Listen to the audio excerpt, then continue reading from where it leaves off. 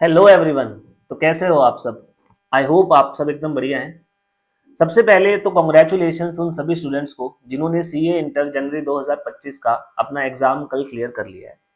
आप सबकी मेहनत रंग लाई है। आपने जो इतना हार्ड वर्क किया था वो फाइनली आपको पे ऑफ कर रहा है and you have cleared your CA inter और अब आप सीए फाइनलिस्ट बन गए। बट मेरी आज की ये जो वीडियो है ये उन स्टूडेंट्स के लिए है जिन्होंने जनवरी 2025 में एग्जाम दिया, अपने बेस्ट एफर्ट भी लगाए, बट स्टिल वो पास नहीं हो पाए। उन सभी स्टूडेंट के मन में आज सबसे बड़ा सवाल होगा, व्हाट नेक्स्ट? अब आगे क्या किया जाए? तो सबसे पहली बात, अपने आप को हताश निराश मत कीजिए। जनवरी 25 में ना सही पर मई 25 में हम सब वो सपना जो हमने देखा है, हमारे टीचर्स ने देखा है, हमारे पेरेंट्स ने देखा है, वो पूरा करके रहेंगे। और मई 25 में हमें ये सीए इंटर कंफर्म क्लियर करना है।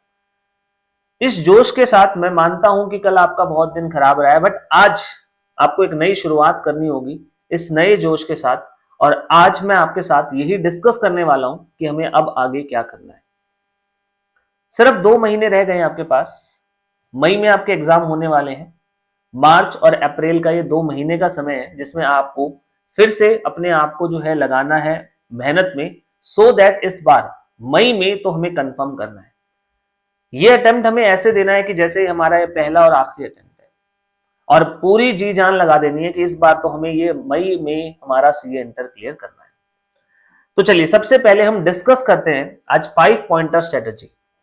ये स्ट्रेटेजी अगर आपने अच्छे से फॉलो की तो मैं इस चीज की आपको गारंटी देता हूं कि मई 25 में आपको पास होने से कोई नहीं रोक सकता। ये क्या है 5 पॉइंटर स्ट्रेटेजी? सबसे पहला पॉइंट, सेल्फ इवेल्युएशन। आपका रिजल्ट नेगेटिव आया है, बट एक चीज कही जाती है कि कभी भी आप कोई जंग लड़ते हो या आप कभी भी कुछ भी ट्राई करते हो तो या तो आप जीतते हो या फिर आप कुछ सीखते हो। अब यहां पे आपको सीखना होगा आपके इस नेगेटिव रिजल्ट से। मैं मानता हूं कि जब भी आपका नेगेटिव रिजल्ट आता है, आप पास नहीं हो पाते हो, तो उसके तीन बड़ी वजह हो सकती है, तीन मेन रीजन हो सकते हैं। नंबर 1, लैक ऑफ प्रिपरेशन, आपकी तैयारियां पूरी नहीं थी। नंबर 2, स्पीड आपकी बहुत स्लो रह गई थी जिसकी वजह से आप एग्जाम पूरे नहीं कर पाए। एंड नंबर 3, आप पेपर में ब्लैंक हो गए। आपकी पूरी तैयारियां थी बट आप पेपर में ब्लैंक हो गए, आपको कुछ ध्यान ही नहीं रहा, आप नर्वस हो गए जिसकी वजह से आप पेपर एग्जीक्यूट नहीं कर पाए। पहले आपके लिए ये जानना जरूरी है कि इन तीन में से कौन सी वजह थी जिसकी वजह से आप पेपर क्लियर नहीं कर पाए। बिकॉज जब तक आपको सही बीमारी का पता नहीं होगा तब तक उसका सही इलाज नहीं हो पाएगा। तो पहले ये समझिए इन तीनों में से क्या वजह थी। अगर लैक ऑफ प्रिपरेशन आपकी एक वजह थी तो आपको ये ध्यान देना पड़ेगा कि आपको, अगर आपने सारा सिलेबस कवर नहीं किया है तो पहले फोकस ये करना है कि मेजर पार्ट्स को कवर किया जाए। अगर स्पीड आपके लिए इशू था तो आपको ये समझना पड़ेगा कि आप कहां पे टाइम वेस्ट करते हो। एंड इन केस आपको लगता है कि सर हम तो ब्लैंक आउट हो गए थे, हमें ध्यान ही नहीं रहा कि क्या करना है कैसे करना है, तो उस केस में लैक ऑफ कॉन्फिडेंस है जिसके ऊपर आपको वर्क करना पड़ेगा। तो पहला पॉइंट है सेल्फ इवेल्युएशन। अपनी कमियों से सीखना बहुत जरूरी है। एक और चीज जो आपको करनी है, आप अपनी सारी की सारी जो है एक आंसर शीट्स जो है वो मंगवाएंगे। आप आरटीए के थ्रू जो है वो मंगवा सकते हैं, जो आपके लिए बहुत ज्यादा इकोनॉमिक भी पड़ेगा, बहुत सस्ता रहेगा वो आपके लिए।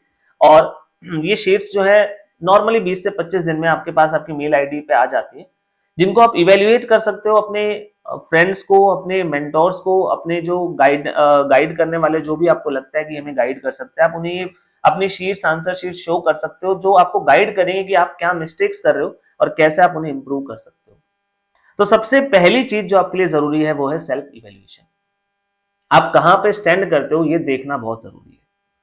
सेकेंड पॉइंट, जब आप ये सेल्फ इवेल्युएशन कर लोगे तो जो सबसे बड़ा डिसीजन आज आपको लेना है वो डिसीजन टाइम है कि वेदर हम एक ग्रुप करें या बोथ ग्रुप करें। ये कंफ्यूजन बहुत बड़ा है। सबसे पहली बात, जिन बच्चों ने सिंगल ग्रुप ही दिया था और सिंगल ग्रुप ही अभी भी वो प्रिपेयर करके बैठे हैं, तो उनके लिए तो कोई डाउट या कोई कोई किसी टाइप का शक संदेह नहीं है। दो टाइप के बच्चे आप कंफ्यूज होंगे इस चीज में। नंबर 1, ऐसे स्टूडेंट जिन्होंने बोथ ग्रुप पहले दिए थे और अब वो कंफ्यूज हैं कि वेदर हम फिर से मई में बोथ ग्रुप के लिए जाएं या सिंगल ग्रुप के लिए जाएं। एंड सेकेंड, वो स्टूडेंट जिन्होंने फर्स्ट ग्रुप जनवरी में दिया था, एग्जाम के इमीडिएटली बाद वो ग्रुप 2 की कोचिंग स्टार्ट कर चुके हैं और अभी ग्रुप 2 की कोचिंग्स उनकी मिड वे में है और अभी उनका ग्रुप 1 का रिजल्ट भी नेगेटिव आ गया। ये दो टाइप के बच्चे आज बहुत कंफ्यूज होंगे। तो मैं एक क्लियर जो है आपको एक तरीका बताने वाला हूं जिसके थ्रू आप डिसाइड कर सकते हो कि वेदर हमें सिंगल ग्रुप के लिए जाना है या बोथ ग्रुप के लिए। पहली बात, अगर आज आपने दोनों ग्रुप का पूरा सिलेबस कर रखा है एंड आपने बहुत अच्छे से पेपर अटेम्प्ट किए, आपको लगता है बहुत क्लोज था, यानी कि मान लीजिए हमने बोथ ग्रुप दिए सर 280, 270, 290 की रेंज में हमारे स्कोर रहे हैं, जहां हमने इंडिविजुअली सारे सब्जेक्ट्स पास कर लिए, तो मैं आपको सजेस्ट करूंगा, आपको कोई डाउट नहीं रखना माइंड में, you should go for both groups. आपको दोनों ग्रुप्स के लिए जाना है, बिकॉज ये थोड़ा सा लक फैक्टर रहा होगा मे बी आपका, बट इस बार आप जो 2 महीने का समय है इसमें अपनी मेहनत को और बढ़ाइए, आप दोनों ग्रुप क्लियर कर सकते हो। बट वो स्टूडेंट जिनका एक ग्रुप बहुत ज्यादा ही वीक रहा था, जिसमें उन्होंने बिल्कुल भी परफॉर्म नहीं किया, या फिर शायद 2 सब्जेक्ट ऐसे हैं जहां पे वो इवन 40 तक भी स्कोर नहीं कर पाए, एंड आपको लगता है कि अभी भी हमने जब पेपर के बाद का 2 महीने का रिजल्ट तक का समय था उसमें कोई वर्किंग उन पे नहीं की है, तो आपको मैं ये सलाह दूंगा कि आपको सिंगल ग्रुप के लिए ही जाना चाहिए।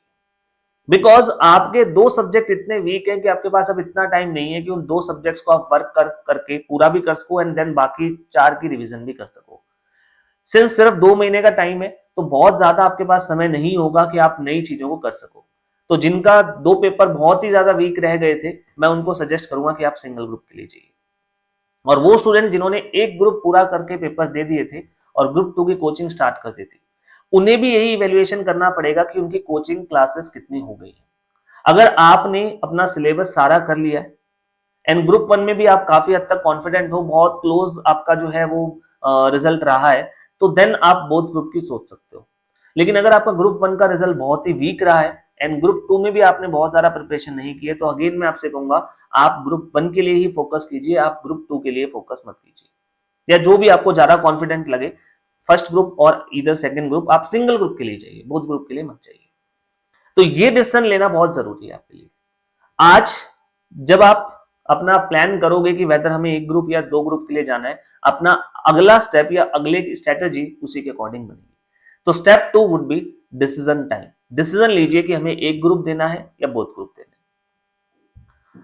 थर्ड पॉइंट, एक अच्छी स्ट्रेटेजी अब आपको बनानी होगी। जब मैं कह रहा हूं अच्छी स्ट्रेटेजी, तो आपको इफेक्टिव तरीका ढूंढना पड़ेगा जिससे आप जो है अपना स्कोर को जो है मैक्सिमाइज कर सको। जब आप सेल्फ इवेल्युएट करोगे तो आपको अपनी वीकनेस पता चलेगी कहां पे कमी है। तो पहली बात तो आपको उन कमियों पे काम करना है, ये आपकी स्ट्रेटेजी का सबसे पहला पॉइंट होगा। अगर आपकी स्पीड स्लो है तो आपको तरीके ढूंढने पड़ेंगे जिनसे जहां पे आप अपना टाइम वेस्ट कर रहे हो उसको आप सेव कर सकते हो। तो आपको अपनी स्ट्रेटेजी के लिए सबसे पहले तो आपकी कमियां जो है वो रेक्टिफाई करने का तरीका ढूंढना है। एंड दूसरी बात, अब आपके पास 2 महीने का समय, तो आपको उसको वेल प्लान करना है कि 2 महीने का टाइम आपको कैसे एलोकेट करना है। तो सबसे पहली बात, अगर आप बोथ ग्रुप के लिए जा रहे हो तो मैं आपसे कहूंगा कि अगर कुछ टॉपिक्स ऐसे हैं जो आपने नहीं किए थे, दैट मींस आपने 100% सिलेबस कवर नहीं किया था जनवरी में, 80% या 90% ही कवर कर पाए थे, तो मैं आपको कहूंगा प्लीज नए टॉपिक मत कीजिएगा। ये जस्ट 2 महीने का समय, अगर आप मोटा मोटी आइडिया लगाओगे तो आपके पास एक सब्जेक्ट पे 8 से 10 दिन का टाइम है, जिसमें आप पूरा सब्जेक्ट ओनली रिवाइज कर पाओगे जो चीजें आपने कर रखी है। नई चीजें नए सिरे से कवर करने का कोई फायदा नहीं है। अगर आपने 80 से 90% सिलेबस ही कर रखा है तो आप उसी के साथ जाइए, नया कंटेंट जो है अब रीड मत कीजिए। और अगर आप सिंगल ग्रुप के लिए जा रहे हो तो फिर आपके पास सिर्फ और सिर्फ ये मार्च का महीना है, ये 25 दिन है जिसमें आप कुछ नया कंटेंट कवर कर सकते हो। अप्रैल महीने में आपको सिर्फ और सिर्फ ग्रुप 1 रिवाइज करना है, जो चीजें आपने कर ली हैं वही रिवाइज करनी है। आपको नए कंटेंट के लिए अप्रैल महीने में नहीं जाना है, मार्च महीना ही है जिसमें आप नया कंटेंट कर सकते हो। तो ये चीजें आपको ध्यान देनी पड़ेगी कि हम आपको जो है रिवीजन के लिए हमें जो है वो कैसे हमारा टाइम एलोकेट करना है। Fourth point, test series and mock test. आप में से कईयों के माइंड में डाउट चल रहा होगा, सर क्या हमें अब कोई टेस्ट सीरीज ज्वाइन करनी चाहिए? तो मेरा आंसर रहेगा बिल्कुल नहीं। टेस्ट सीरीज ज्वाइन करने का अब आपके पास जो है वो इतना टाइम नहीं है, आपको अपनी कमियां दूर करनी है। हाँ, टेस्ट सीरीज में अगर आप चाहो तो मॉक टेस्ट इंडिविजुअली अगर देना चाहो सब्जेक्ट वाइज तो वो दे सकते हो, बट चैप्टर वाइज किसी भी टाइप का टेस्ट स्ट्रिक्टली नो है हर स्टूडेंट के लिए, बिकॉज अब वो समय नहीं है। आप एक बार एग्जाम दे चुके हो, अब चैप्टर वाइज टेस्ट देने का कोई मतलब नहीं बनता, ना उतना आपके पास समय है। इवन अगर आप सिंगल ग्रुप के लिए भी जा रहे हो तो भी मैं आपको कहूंगा चैप्टर वाइज टेस्ट अवॉइड कीजिए, वो आपके कॉन्फिडेंस को डाउन करेगा। सिंगल टॉपिक का टेस्ट देना इस टाइम पे बिल्कुल गलत होगा आपके लिए। तो आपको कंबाइंड टेस्ट देने हैं। अगर आप सिंगल ग्रुप के लिए जा रहे हो तो आप हाफ सिलेबस के कुछ टेस्ट दे सकते हो, अपने हर सब्जेक्ट के 2 टेस्ट या 3 टेस्ट दे सकते हो, या फिर आप even 2 mock test complete papers जो है वो सिंगल ग्रुप के लिए अगर आप जा रहे हो तो कर सकते हो। और अगर आप बोथ ग्रुप के लिए जा रहे हो तो आप सिंगल मॉक टेस्ट 6 के 6 पेपर्स के लिए अटेम्प्ट कर सकते हो। देखिए, मॉक टेस्ट देने का मेन पर्पस होता है आपको अपनी स्पीड इवेल्युएट करनी है और आपको अपनी तैयारियां इवेल्युएट करनी है। ये दोनों चीज आप जनवरी में एग्जाम देके इवेल्युएट कर चुके हो। तो मैं अगेन कहूंगा, यहाँ पे आप टाइम वेस्ट मत कीजिए, अपने प्रिपरेशन, अपने रिवीजन पे फोकस कीजिए। एंड लास्ट चीज जो सबसे बड़ी है, जो सबके साथ जरूरी है, ट्रस्ट योरसेल्फ। अपने आप पर भरोसा कीजिए। एक नेगेटिव रिजल्ट आता है तो हम काफी ड्रैग डाउन होते हैं, सोचते हैं कि यार हमने पूरी मेहनत कर ली थी, अपने सारे एफर्ट लगा दिए थे, अब नया क्या करेंगे जिससे हम मई में पास हो जाएंगे। और ये नॉर्मल ह्यूमन साइकोलॉजी है, आप किसी से बात करोगे सबको ये फील होगा।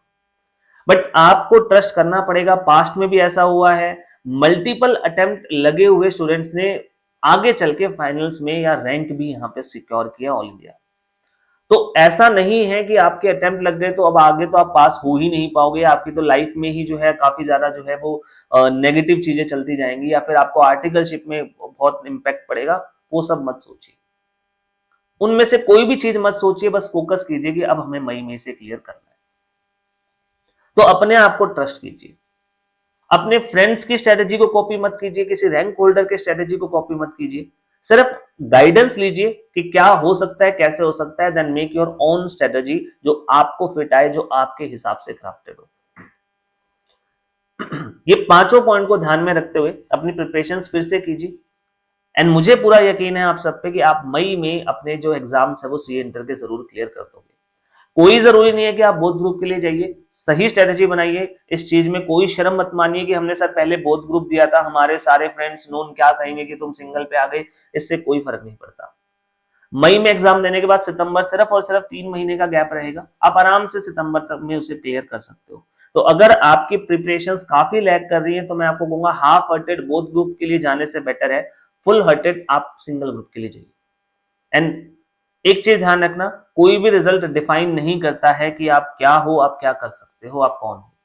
अपनी मेहनत करिए और मुझे पूरा भरोसा है आप मई में सारे क्लियर होके दिखाएंगे।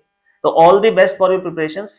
अगर आपको कोई भी डाउट है तो आप कमेंट सेक्शन में अपने डाउट्स वगैरह पूछ सकते हो और अच्छे से मेहनत कीजिए।